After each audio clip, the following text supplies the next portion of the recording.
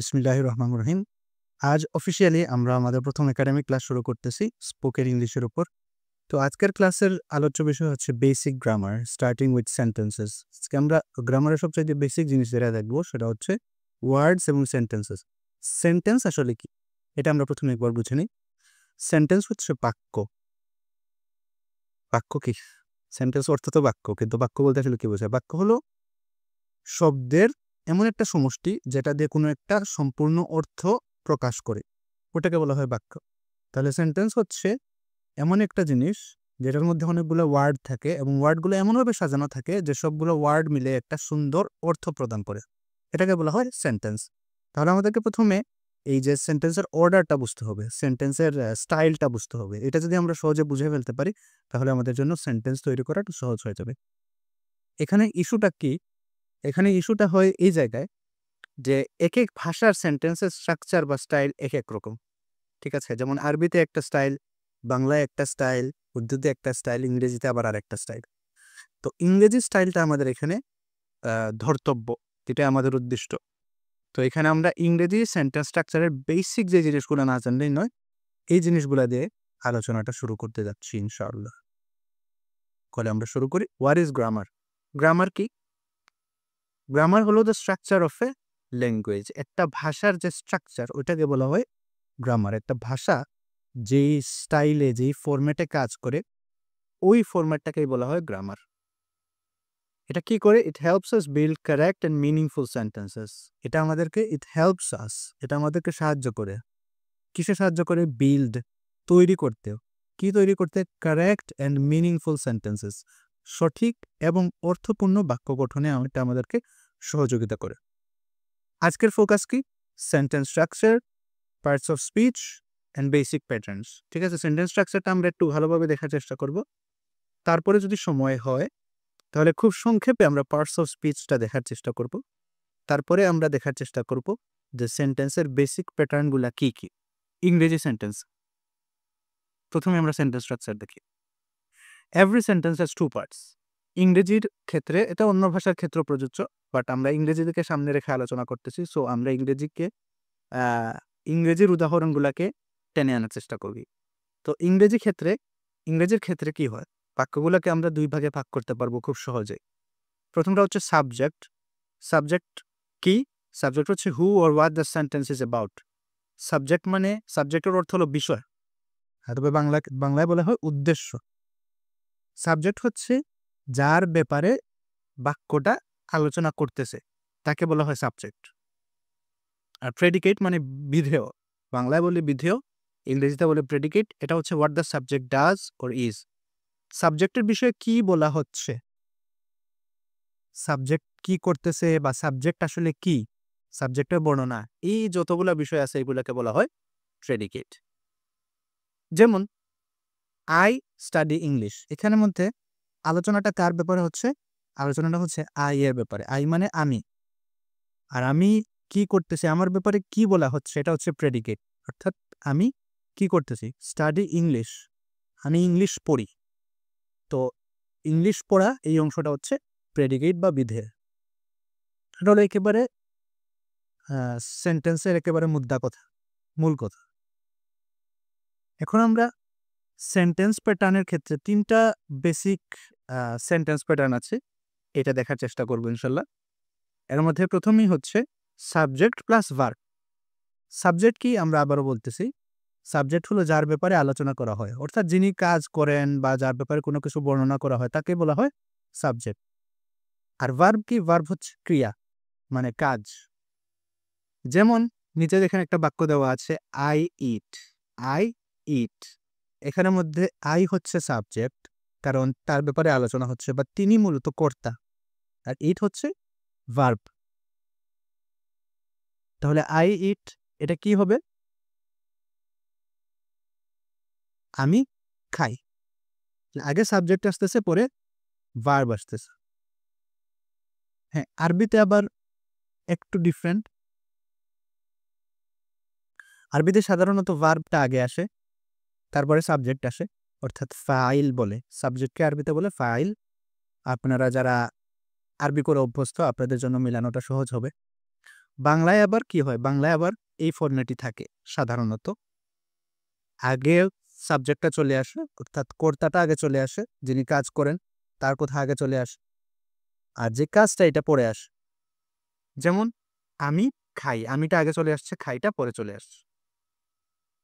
এরপর আরেকটা আছে সাবজেক্ট, ভার্ব, অবজেক্ট। তো এখানে ক্ষেত্রে একটা জিনিস একটা যুক্ত হয়েছে, এটা হলো অবজেক্ট। অনেক ক্ষেত্রে অনেক কাজ আছে যে কাজটা একা একা করা যায় না, বরং কাজের জন্য অন্য আরেকটা জিনিসের দরকার হয়। হ্যাঁ, ওই ক্ষেত্রে আমরা অবজেক্ট আনি। যেমন আমি খাই, এখানে বলা লাগতেছে না আমি কি খাই। যদি আমি বলি যে আই ইট রাইস, তখন রাইসটা হয়ে যাবে অবজেক্ট। তাহলে অবজেক্ট কি, যার উপর কাজটা গিয়ে পতিত হচ্ছে বা পড়তেছে, বা যার সাহায্যে কাজ হচ্ছে, তাকে বলা হয় অবজেক্ট। তাহলে আই রিড বুকস, অর্থাৎ আমি পড়ি বই। তবে আমরা বাংলায় পড়ি আমি বই পড়ি।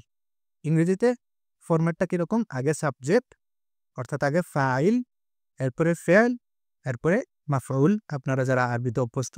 আর বাংলায় বললে আগে কর্তা, অর্থাৎ আগে উদ্দেশ্য, তারপরে ক্রিয়া, তারপরে হচ্ছে অবজেক্ট বা যার উপর ক্রিয়াটা গিয়ে পতিত হচ্ছে। আরেকটা হচ্ছে subject plus verb plus complement. এটা সরাসরি অবজেক্ট না, এটা হচ্ছে কমপ্লিমেন্ট। বা কমপ্লিমেন্ট মানে হচ্ছে মন্তব্য বলতে পারেন, যে সাবজেক্টের ব্যাপারে মন্তব্য। তো ইংলিশে বেসিক যে জিনিসটা দরকার সেটা হলো সাবজেক্ট আর ভার্ব অবশ্যই লাগবেই লাগবে।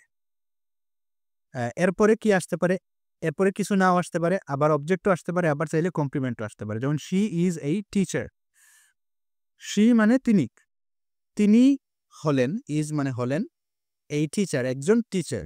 এখানে এ টিচার দিয়ে আসলে বোঝানো হচ্ছে না যে তিনি কোনো একটা কাজ করতেছেন, এই কাজটা হচ্ছে এ টিচার না, বরং এটা একটা মন্তব্য, যে তার ব্যাপারে একটা মন্তব্য বা তার ব্যাপারে একটা বর্ণনা, যে তিনি হচ্ছেন একজন টিচার। তো এটা হচ্ছে সবচেয়ে বেসিক সেন্টেন্স প্যাটার্ন, এবং এটাকে বলা হয় সিম্পল সেন্টেন্সের প্যাটার্ন। ঠিক আছে, সিম্পল মানে কি, সরল। বাংলায়ও বলা হয় সরল বাক্য। তো এইটার সাথে যদি আমরা প্রথমে অভ্যস্ত হয়ে যেতে পারি, তাহলে আমাদের জন্য পরবর্তী অধ্যায়গুলা বোঝাটা সহজ হয়ে যাবে ইনশাল্লাহ।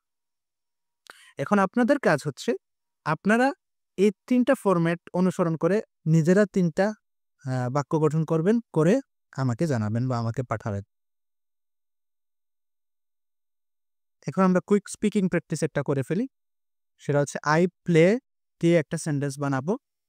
আই প্লে দিয়ে তো শুধু আই প্লে বললে হয় না সাধারণত, অর্থাৎ সাবজেক্ট আর ভার্ব দিয়ে হচ্ছে না, বরং আই প্লে বললে সাথে সাধারণত বলা লাগতেছে যে আমি কি খেলতেছি। তাহলে আমি এখানে বলতে পারি আই প্লে ক্রিকেট, আপনি বলতে পারেন আই প্লে ফুটবল, আরেকজন বলতে পারে আই প্লে ব্যাডমিন্টন, আরেকজন বলতে পারে আই প্লে ক্যারাম। তো এটা হচ্ছে স্ট্রাকচার, আমি খেলতেছি, কি খেলতেছি, কোনো একটা জিনিস খেলতেছি। তো ওইটা হয়ে যাচ্ছে অবজেক্ট। এরপরে আছে শি রিডস, এটা আমরা একটু আগে দেখছি, আই রিড বুকস। তো এখানে শি রিডস কি হবে, শি রিডস বুকস, অথবা she reads the news paper, অথবা শি রিডস আর্টিকেলস। এরপরে আছে উই আর, এখানে কমপ্লিমেন্ট আসবে। ঠিক আছে, উই আর আমরা হই, আমরা কি হই, আমরা বলতে পারি উই আর স্টুডেন্টস, অথবা আমরা বলতে পারি উই আর লার্নার্স, আমরা শিক্ষার্থী, আমরা ছাত্রছাত্রী। এই জিনিসগুলো আমরা সহজেই বলতে পারি। তো আপনারা নিজেরা এটা একটু চর্চা করে নেবেন।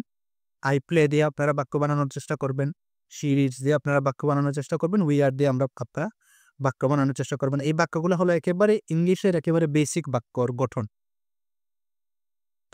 ওকে, এরপরে আসতেছে parts of speech. Parts of স্পিচের ওভারভিউ আমরা দেখব, এখানে বিস্তারিত আলোচনা করতেছি না, কারণ প্রত্যেকটা পার্টস অফ স্পিচের আবার অনেক লম্বা লম্বা আলোচনা আছে। আমরা খুব সংক্ষেপে এগুলোর পরিচয় জেনে নেব, যাতে করে আমাদের জন্য পরবর্তী বিষয়গুলো বোঝা সহজ হয়।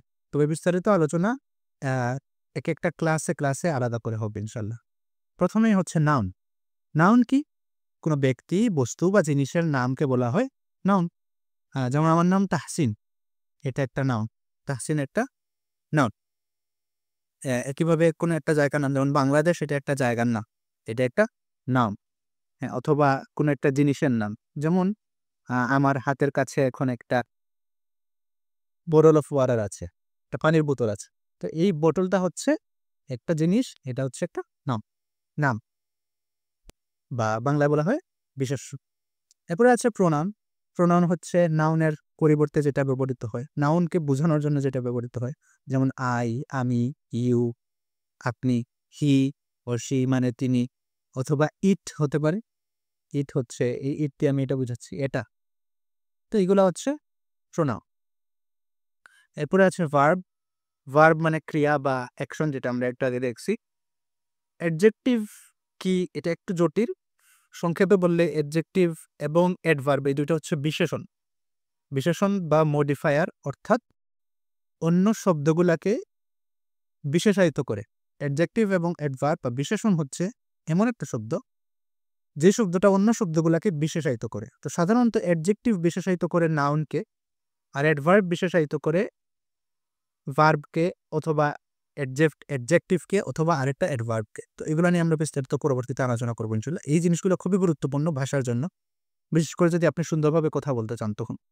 প্রেপোজিশন হলো একটা জিনিসের সাপেক্ষে আরেকটা জিনিসের অবস্থান বর্ণনা করার জন্য যে শব্দ ব্যবহৃত হয়, এটা যেমন ইন, অন, আন্ডার। আমরা বিস্তারিত আলোচনা পরবর্তীতে করবো ইনশাল্লাহ।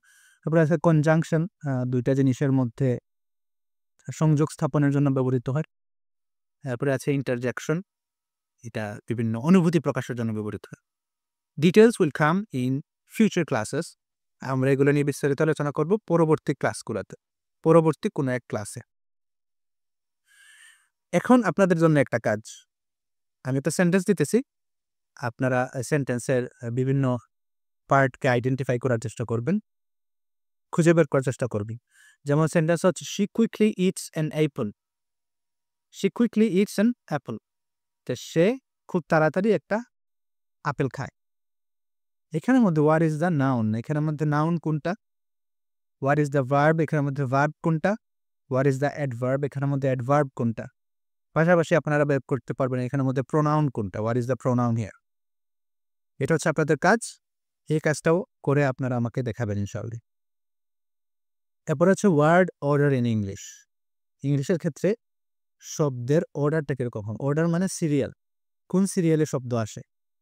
সাধারণ অর্ডার হচ্ছে সাবজেক্ট, এরপরে ভার্ব, এরপরে অবজেক্ট, যেটা আমরা অলরেডি আলোচনা করছি, এখানে আর বিস্তারিত আলোচনা করতেছি না। যেমন আই ড্রিঙ্ক ওয়াটার, এখানের মধ্যে আই হচ্ছে সাবজেক্ট, ড্রিঙ্ক হচ্ছে ভার্ব, ওয়াটার হচ্ছে অবজেক্ট। আই ড্রিঙ্ক ওয়াটার, আমি পান করি পানি। বাংলায় আমরা বলি আমি পানি পান করি, কিন্তু ইংরেজিতে বলি আমি পান করি পানি। তো এখানের মধ্যে একটা সমস্যা হয়, আমরা বাংলা ভাষাভাষী হিসেবে যখন ইংরেজি শিখতে যাই, আমরা এই ওয়ার্ড অর্ডারের মধ্যে একটু ঝামেলা পাকিয়ে ফেলি। অথবা they watch TV, they watch TV, এখানের মধ্যেও আগে আসছে দে মানে তারা, ওয়াচ মানে দেখে, তারপরে আসছে টিভি, তারা দেখে টিভি, তারা টিভি দেখে, এটা আমরা বাংলায় বলি, বাট ইংরেজিতে বলে তারা দেখে টিভি। এই জিনিসটা বোঝা জরুরি, দে ওয়াচ টিভি। কিন্তু এখানে কি বলা যাবে না, ড্রিঙ্ক আই ওয়াটার এটা বলা যাবে না, ড্রিঙ্ক আই ওয়াটার এটা বলা যাবে না, পান করি আমি পানি এটা বলা যাবে না। এটা সাধারণত বলা হয় আরবির ক্ষেত্রে, আরবিতে আগে ভার্ব চলে আসে, তারপরে সাবজেক্ট, তারপরে অবজেক্ট। বাট মনে রাখতে হবে এটা আরবি না, এটা হচ্ছে English. Common mistakes to avoid. তো সাধারণত একটা সিম্পল বাক্য বানাতে গিয়ে আমাদের কি কি ভুল হয়, এই জিনিসগুলো আমরা দেখার চেষ্টা করি। যেমন আমরা একটা ভুল করি, I am go to market, এটা একটা ভুল। এটা কেন ভুল? কারণ এখানের মধ্যে এম শব্দটা হবে না। অথবা যদি আমি এম দিই তাহলে গো হয়ে যাবে গোয়িং, যেমন I am going two the market. তাহলে প্রথমটা ভুল আর দ্বিতীয়টা সঠিক। আপাতত আপনারা শুধু শুনে রাখেন বা জেনে রাখেন যে প্রথমটা ভুল আর দ্বিতীয়টা সঠিক। কেন ভুল কেন সঠিক বা এখানে আসলে নিয়মটা কি, এগুলো নিয়ে আমরা বিস্তারিত আলোচনা পরে করব। কারণ একসাথে বেশি নিয়ম আসলে আমাদের মাথায় জায়গা হবে না, বা আমাদের আমরা পেচ খেয়ে যাব। বা বা সাইফুল স্যার এবং সাহেব বললে যত রুল তত ভুল, এটা ভুল হওয়ার সম্ভাবনা বেড়ে যায় বেশি রুল শিখতে গেলে। এই জন্য আমরা সহজে মনে রাখতে পারি। মনে রাখার জন্য আমরা জাস্ট দেখে যাব ক্লাসগুলো। I am go to market এটা ভুল হবে, I am going to market অথবা I go to market, I go to the market. একইভাবে হি প্লে ফুটবল এটা ভুল, এখানে হবে he plays football, he plays football. তো focus on subject verb agreement in simple present. Simple present টেন্সে একটা জরুরি বিষয় হচ্ছে সাবজেক্ট ভার্ব এগ্রিমেন্ট, কঠিন কঠিন কথা। তো এই কঠিন কথাকে আমরা আর কঠিন করতেছি না, আপাতত এতটুকুই থাক এই আলোচনাটা। বাট আমরা এই জিনিসগুলো পারলে নিজেরা একটু ঘাটাঘাটি করে জানার চেষ্টা করবো ইনশাল্লাহ। এখন আপনাদের জন্য হোমওয়ার্ক, আজকের থিওরিটিক্যাল ক্লাস এতটুকুই। হোমওয়ার্কের জন্য রেডি হয়ে যান। আপনাদের হোমওয়ার্ক হচ্ছে make 5 simple sentences, 2 with subject plus verb, 2 with subject plus verb plus object, 1 using is are am. এদের যে 3টা স্টাইল আমরা দেখছিলাম, একটা হচ্ছে সাবজেক্ট প্লাস ভার্ব, একটা হচ্ছে subject plus verb plus object, আর একটা হচ্ছে subject plus verb plus complement. তো এই 3টা স্টাইলে আমরা 5টা সেন্টেন্স বা 6টা সেন্টেন্স তৈরি করব। আর অপশনাল আরেকটা হোমওয়ার্ক আছে, সেটা হচ্ছে try to identify the parts of speech in each sentence. আপনারা যে সেন্টেন্সগুলা বানাবেন, অর্থাৎ 5টা বা 6টা সেন্টেন্স বানাবেন, এই সেন্টেন্সগুলোর মধ্যে থেকে আবার কোন পার্টস অফ স্পিচ কোনটা, অর্থাৎ কোনটা নাউন, কোনটা ভার্ব, কোনটা অ্যাডভার্ব, কোনটা অ্যাডজেক্টিভ, কোনটা প্রোনাউন, প্রিপোজিশন থাকলে কোনটা প্রিপোজিশন, এই জিনিসগুলো আপনারা খুঁজে বের করবেন ইনশাল্লাহ। তো আজকের মতো আলোচনা এতটুকুই। আমরা ইনশাল্লাহ আগামী ক্লাসে আরো বিস্তারিত জানার চেষ্টা করব।